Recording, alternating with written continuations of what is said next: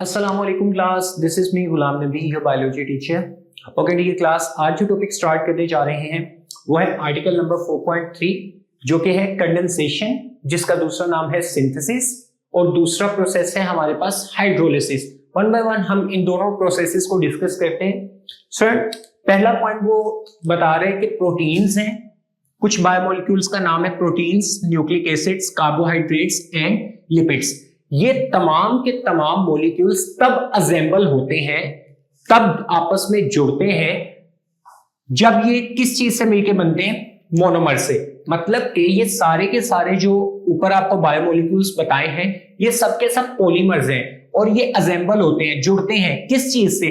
Different kind of monomers. इनसे जो छोटे इनके आइडेंटिकल यूनिट्स होते हैं वो आपस में मिलते हैं और इन आप कह सकते हैं कि पॉलीमर्स को बनाते हैं। एग्जांपल ले लेते हैं प्रोटीन्स की, तो वो छोटे छोटे अमाइनो एसिड के मोनोमर से बनता है। स्टूडेंट, अब वो ये बात करता है कि ये तमाम मॉलिक्यूल्स जो होते हैं, all these biomolecule join their monomers, ठीक है। अब वो कहता है कि ये जो तमाम मॉलिक्यूल्स ऊपर हमने जिसका जिक्र किया है, ये अपने मोनोमर्स को क्या करते हैं? ज्वाइन, जोड़ते हैं। और जोड़ने वाला जो प्रोसेस होता है इसका नाम होता है, या तो इसको कंडेंसेशन सिंथेसिस भी बोल सकते हैं, या इस प्रोसेस का नाम डिहाइड्रेशन प्रोसेस भी है। इसको डिहाइड्रेशन क्यों बोलते हैं इसको हम फर्दर डिस्कस करेंगे। वो ये बात करते हैं स्टूडेंट्स कि कंडेंसेशन के दौरान होता क्या है। कंडेंसेशन के दौरान ये होता है कि एक मोनोमर अपना हाइड्रोक्सिल फंक्शनल ग्रुप, ये फंक्शनल ग्रुप हमने प्रीवियस लेक्चर्स के अंदर देखे थे, और उसके बाद एक मोनोमर अपना हाइड्रोजन एटम अपने अंदर से क्या करता है? रिमूव करता है, ठीक है। अब इस प्रोसेस को डिहाइड्रेशन इस वजह से बोला जाता है क्योंकि डियर स्टूडेंट्स, क्योंकि डिहाइड्रेशन सिंथेसिस इस वजह से बोला जाता है क्योंकि एक मोनोमर अपना हाइड्रोक्सिल दे रहा है, एक अपना हाइड्रोजन दे रहा है। तो इसका मतलब है दोनों ने अपने अंदर से, एक ने हाइड्रोजन रिमूव किया, एक ने हाइड्रोक्सिल, तो H2 बन गया और साथ ऑक्सीजन बन गया, ठीक हो गया। H2O मतलब दो हाइड्रोजन है, एक ऑक्सीजन है, तो वाटर का मॉलिक्यूल ये क्या कर रहे हैं? रिलीज। तो वाटर अगर किसी चीज से निकल रहा है तो इसको बोलेंगे डिहाइड्रेशन का प्रोसेस। सो एग्जांपल है कि एक हमारे पास पॉलीमर होता है माल्टोज, ठीक हो गया। ये डाइसैचराइड है, हम आगे पढ़ेंगे इसके कार्बोहाइड्रेट्स वाले टॉपिक के अंदर। तो माल्टोज एक पॉलीमर है और साथ डाइसैकराइड है, और ये किस चीज से मिलके बनता है? ये ग्लूकोज जो कि एक मोनोसैकराइड है, ठीक है। तो इधर आप इसको मोनोमर बोलेंगे। तो दो ग्लूकोज के मोनोमर्स जब आपस में ज्वाइन करते हैं तो वो जिस पॉलीमर को बनाते हैं उसका नाम होता है माल्टोज। क्योंकि इस प्रोसेस में दो मोनोमर्स जुड़ रहे हैं तो दोनों मोनोमर्स में से एक अपना हाइड्रोजन देगा और एक अपना हाइड्रोक्सिल ग्रुप देगा, तो वाटर रिलीज होगा।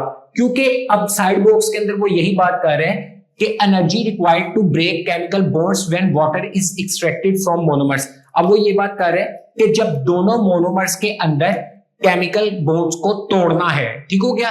तो केमिकल बॉन्ड्स को तोड़ना क्यों है? क्योंकि उसके अंदर से क्या रिलीज करना है? वाटर।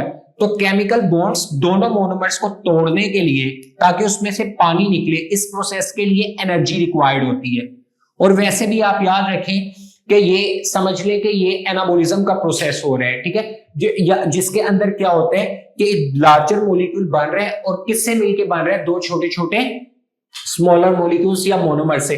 तो एनाबोलिज्म में एनर्जी रिक्वायर्ड होती है। तो वो ये नेक्स्ट पॉइंट कहता है, so cell must have supply energy to make macromolecules. तो फिर इस तरह मैक्रोमोलिक्यूल्स जैसे कि माल्टोज है, इसको बनाने के लिए सेल को एनर्जी की सप्लाई की जरूरत पड़ती है। स्टूडेंट, अब यहाँ पर एग्जांपल देखिए, ये आपके पास ग्लूकोज है, ये भी ग्लूकोज है।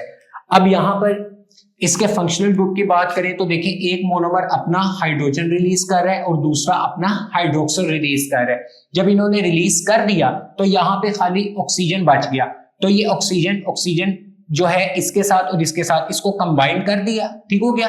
तो ये आपके पास हो गया जी, ये क्या बन गया? माल्टोज बन गया, मैक्रोमोलिक्यूल या पॉलीमर बन गया। तो इसमें से वाटर क्या हो गया? रिलीज। इस वाटर को रिलीज करवाने के लिए इन दोनों मोनोमर्स के जो बॉन्ड्स हैं इनको तोड़ा जाता है और उसमें एनर्जी भी रिक्वायर्ड होती है और वाटर रिलीज हो रहा है, तो इसको डिहाइड्रेशन का प्रोसेस भी बोला जाता है। सो नेक्स्ट है हमारे पास, वो कहते हैं कि जैसे जैसे along with making polymers by combining monomers, के जैसे वो कहते हैं कि पॉलीमर्स जो हैं, जो कि मोनोमर्स, ये मोनोमर्स हैं और ये पॉलीमर्स है।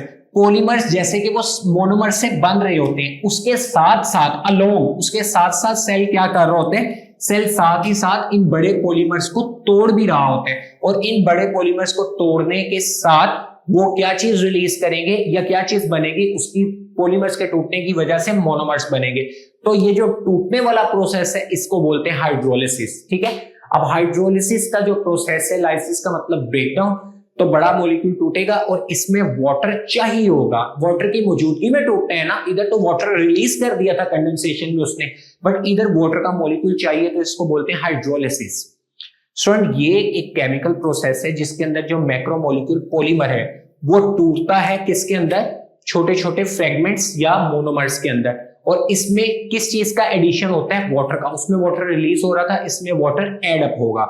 अब ये जो है प्रोसेस डिहाइड्रेशन के रिवर्स है, तो ये रिहाइड्रेशन है, इसमें वाटर ऐड हो रहा है। सो नेक्स्ट वो ये बात कर रहे हैं, cell break bonds between monomers by adding water. Cell जो मोनोमर्स अब जो है वो क्या कह रहे हैं, पॉलीमर टूट रहा है, ठीक है। अब वो पॉलीमर जो है वो टूटता है दो मोनोमर्स के अंदर। अब उन दो मोनोमर्स के अंदर उसने वाटर को ऐड करवाना है, तो दोबारा वाटर को ऐड करवाने के लिए उसको जो बॉन्ड्स है उसको क्या करना पड़ेगा, तोड़ना पड़ेगा, जैसे मैंने ऊपर डिस्कस किया था।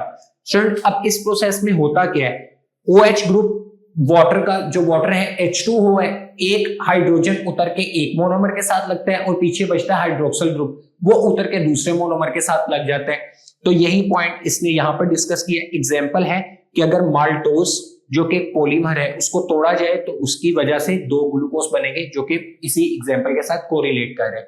अब वो ये बात कर रहे हैं, बट इसमें मोनोमर्स जो है वो बनेंगे बाय एडिंग ऑफ या एडिशन ऑफ वाटर, वाटर को ऐड करने के बाद।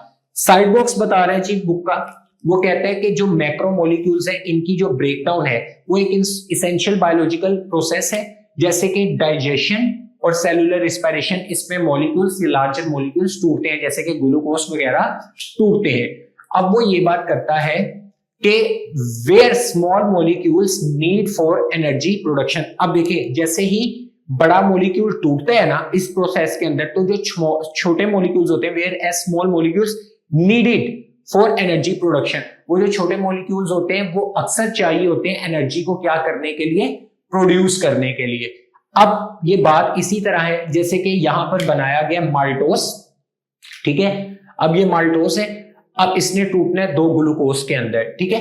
तो इसके अंदर देखें ये एक वाटर का मॉलिक्यूल है, एक हाइड्रोजन इसके साथ ऐड हो गया इस ऑक्सीजन के साथ, और ये हाइड्रोजन और जो ऑक्सीजन है ये एक मोनोमर के साथ अटैच हो गया। तो जब ये जुड़े तो वाटर इसके अंदर क्या हुआ है, देखिए यहां पर आप देख सकते हैं कि ये वाटर ऐड हो रहा है इस प्रोसेस के अंदर, ठीक है। तो जैसे ही प्रोसेस आगे की तरफ कंप्लीट हुआ तो इसने बना दिए दो ग्लूकोज, तो एक के साथ हाइड्रोजन लग गया, एक के साथ हाइड्रोक्सिल, ठीक हो गया। तो अब वो ये बात कर रहे हैं कि ये जो छोटे छोटे मॉलिक्यूल्स होते हैं ये अक्सर चाहिए होते हैं फॉर एनर्जी प्रोडक्शन, एनर्जी को बनाने के लिए, ठीक है। और इस प्रोसेस के अंदर एनर्जी रिलीज होगी क्योंकि ब्रेक डाउन हो रही है। तो dear student that was all from today's lecture, जो कि था कंडेंसेशन एंड हाइड्रोलिसिस। तो होप्स आपको लेक्चर समझ आ गया और टेक केयर ऑफ योरसेल्व्स। अल्लाह हाफिज़।